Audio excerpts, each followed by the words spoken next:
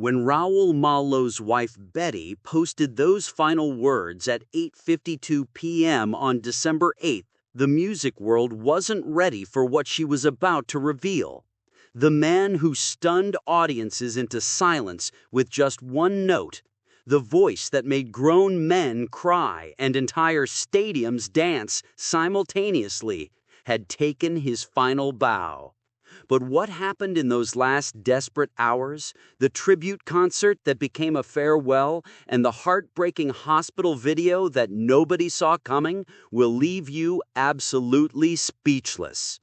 The Cuban-American legend who defied every music industry rule just passed at 60, and the details emerging about his final performances are sending shockwaves through Nashville.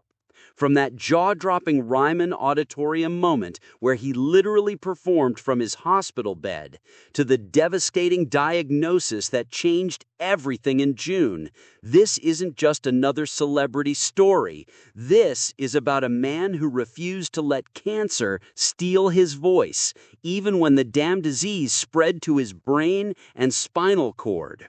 What his bandmates are now revealing about those final concerts will change everything you thought you knew about dedication to music. The Mavericks frontman didn't just die from cancer. He battled stage 4 colon cancer that evolved into something far more sinister, something doctors call leptomeningeal disease.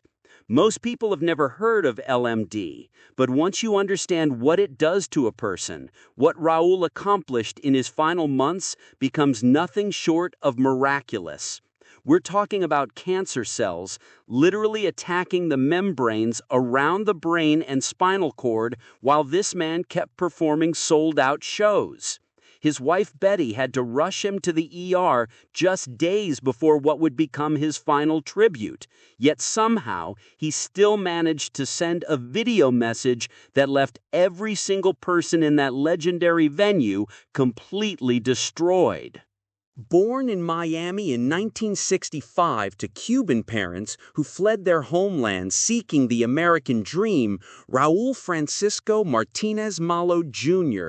grew up understanding what it meant to fight for something bigger than yourself. His parents escaped persecution, built a life from nothing, and raised a son who would go on to create a sound so unique that the music industry literally had to invent new categories just to describe it. Country, rock, Latin, Tejano, swing, fusion wasn't a thing until Raul made it a thing. When he and bassist Robert Reynolds swapped roles back in 1989, nobody could have predicted they were about to revolutionize American music forever. The Basics became the Mavericks, and suddenly Nashville had a problem on their hands. Here was this powerhouse vocalist with an operatic range that could go from velvety baritone to stratospheric high notes in a single breath, fronting a band that refused to stay in their lane. They called him El Maestro, and that wasn't just some cute nickname. This man possessed what music journalists described as a voice that could stun audiences into absolute silence one moment and launch them to their feet the next. His bandmates, the ones who played alongside him for over 30 decades, watched him command stages with an energy that felt almost supernatural. Their breakthrough came with albums like What a Crying Shame and hits that dominated the 90s country scene. Dance the Night Away, All You Ever Do Is Bring Me Down, Here Comes the Rain. These weren't just songs, they were cultural moments. From 1994 to 1997, the Mavericks swept award ceremonies, collecting Grammys, CMA trophies, and ACM honors like they were going out of style. Multiple Vocal Group of the Year wins, Best Country Album, Best Country Performance by a Duo or Group. But here's what nobody tells you about those glory years. The band split in 1999, right at the height of their success, and Raul went solo for over a decade. His 2001 album, Today, featuring Every Little Thing About You, proved he didn't need the Mavericks to captivate audiences. Those intimate solo concerts became legendary in their own right, with Raul performing with just a binder of printed materials, choosing songs based on crowd energy and his own intuition. Fans would shout requests, and he'd joke back, "All I hear is, 'Raul, you're awesome. Play whatever you want.'" That became his signature exchange with audiences, that playful connection that made every show feel like a conversation between old friends. But something was missing without his brothers in music. And in 2011, the Mavericks reunited. The comeback wasn't some nostalgia cash grab. These guys came back hungry, releasing new material and touring relentlessly. Their 13th and final studio album, Moon and Stars, dropped in 2024. And now knowing it would be their last makes every single track feel prophetic. Raul had gone into storage and found old hard drives, tapes, notebooks, DAT tapes from decades of unreleased material. He laughed about finding a song called "The Years Will Not Be Kind" that he'd written in his 30s, joking about how back then he had a full head of hair and no gray in his goatee. Now, years later, he could finally perform it authentically because, as he put it, "I can baritone that shit and it sounds real." That same year he recorded those words, a routine colonoscopy changed everything. Stage 4 colon cancer. The diagnosis came out of nowhere, the way it always does. And suddenly this man, who'd spent his entire life celebrating vitality and joy, was staring down mortality. But instead of disappearing, instead of quietly retiring to focus on treatment, Raul did something that defined his entire philosophy. He went public with his diagnosis immediately, urging fans to get their own screenings, to be mindful of their health. He turned his personal nightmare into a public service announcement, because that's who he was. The Instagram posts started rolling out, documenting his treatment journey with brutal honesty. Fans watched him fight through chemotherapy while maintaining a touring schedule that would exhaust a healthy person half his age. During a headlining show at the Ryman Auditorium in December 2024, exactly 1 year before his passing, Raul took the stage and gave a performance that everyone present still describes with awe. He was captivating, commanding, leading sing-alongs in dance breaks while alluding to the difficult year he and the band had faced. People who were there said it felt almost unreal, watching this man battle cancer in real time while delivering a show that could have been his best ever. "We just keep on going, man," he told journalists. "And I'm glad that's the spirit, because what else are we going to do?" That quote hits different now, knowing what was coming. The show must go on wasn't just a philosophy for Raul, it was a way of life, a defiant middle finger to anything that tried to stop the music. But then came September 2025, and the announcement that made even his most optimistic fans realize time was running out. Leptomeningeal disease. The cancer hadn't just persisted, it had evolved, spreading to his brain and spinal cord in one of the cruelest progressions imaginable.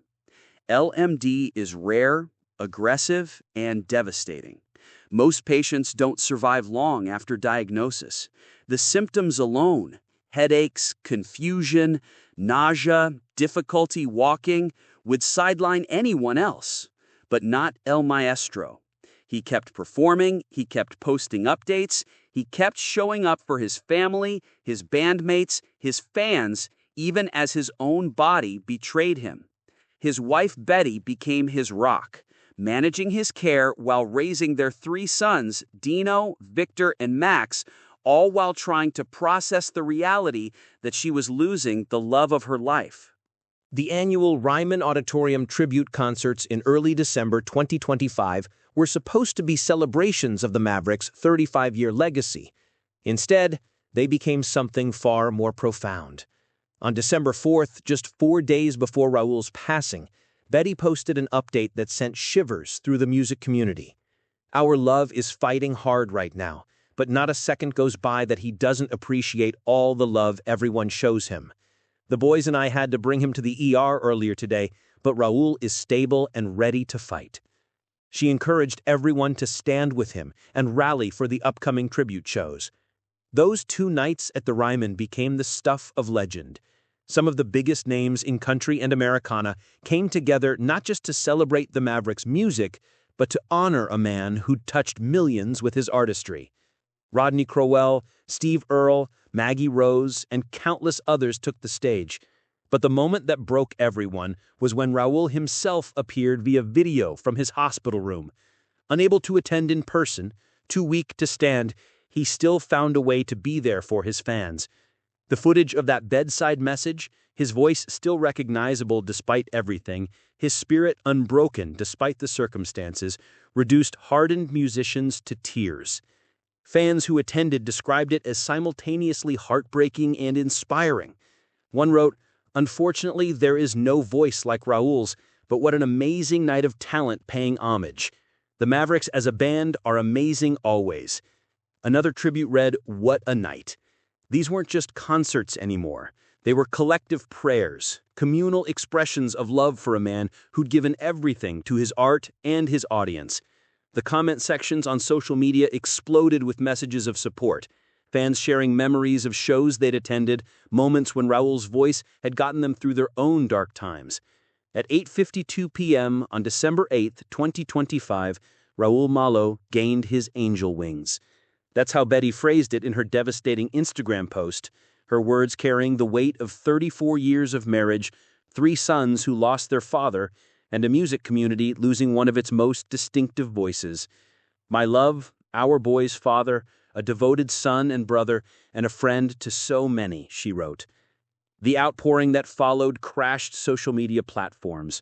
Musicians, celebrities, and regular folks who'd simply been moved by his music all shared the same sentiment. The world just got a little quieter. The Mavericks' official Instagram announcement tried to capture what Raul meant. "It's with the deepest grief we share the passing of our friend, bandmate, and brother. Over 3 decades entertaining millions globally, his creative contributions and generational talent created multicultural American music that reached far beyond America itself.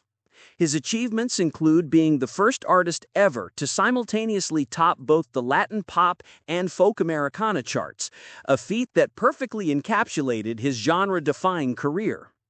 The Americana Music Association had given him their Lifetime Achievement Award. The National Music Council honored him with the American Eagle Award for preserving multilingual American musical repertoire and championing music education. These accolades meant something because Raul wasn't just talented, he was important. He proved that you could honor your Cuban heritage while creating distinctly American music, that you could blend genres without diluting any of them, that authenticity always wins in the end. His final public words about music carry extra weight now. From Johnny Cash to Elvis to Willie Nelson and beyond, music is just about seeking the power of communicating and connecting with as many people as possible. If people feel a sense of inclusive joy when they hear the Mavericks' music, then I've done my job. He accomplished that job and then some. Stories are emerging now from that final Newport show in March 2024 at the Jane Pickens Theater. Working from that binder of printed material, choosing songs based on mood, joking with the audience about playing whatever he wanted. His eldest son, Dino, joined him on percussion for Harvest Moon. The closing number was Stardust, that 1927 Hoagie Carmichael standard that left the audience spellbound. The tributes keep pouring in from every corner of the music world. Fellow musicians sharing stages with Raul. Fans remembering concert moments that changed their lives. Industry professionals acknowledging his impact on American music as a whole. "Such sad news and prayers to the family," wrote one fan who happens to be fighting cancer themselves. "As a cancer patient, this just breaks me a lot. Heads up, hearts open, and sit in the memory of everything you gave us, shared and built. Remember the magic." That word keeps coming up, magic, because that's what Raul created every time he opened his mouth to sing or picked up his guitar. He leaves behind Betty, his wife of over 3 decades, sons Dino, Victor, and Max, who watched their father battle with grace and humor until the very end. His mother, Norma, sister Carol, and his Mavericks bandmates Paul Deacon, Eddie Perez, and Jerry Dale McFadden, who played beside him for years and watched him transform from a Miami kid with a dream into El Maestro himself. The impact stretches beyond family and band, though. An entire generation of musicians who saw what Raul did and realized they didn't have to choose between their cultural identity and their artistic ambitions. The fact that he continued performing through stage 4 cancer treatment, documented it publicly, remained captivating on stage even as his body failed him, then developed brain and spinal cord cancer, and still tried to show up for his fans from a hospital bed, speaks to something deeper than dedication. This was a man who understood that music wasn't just his career, it was his purpose, his gift to a world that had given his Cuban refugee parents a chance at a better life. Every note he sang was a thank you letter to possibility itself. Nashville is quieter now. The Ryman Auditorium, where Raul gave so many legendary performances, including that final, devastating hospital room video message, feels emptier. Fans worldwide are processing the loss of a voice that truly was generational, the kind that comes along once in a lifetime if you're lucky.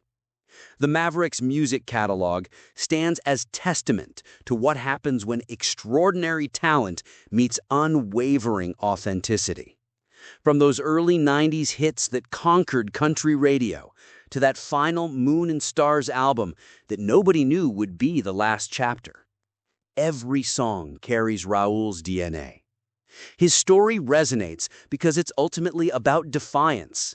Defying genre conventions that said country music had to sound one specific way. Defying the limitations placed on Latino artists in a predominantly white industry. Defying a cancer diagnosis that would have stopped most people in their tracks. And finally, defying death itself long enough to say goodbye on his own terms.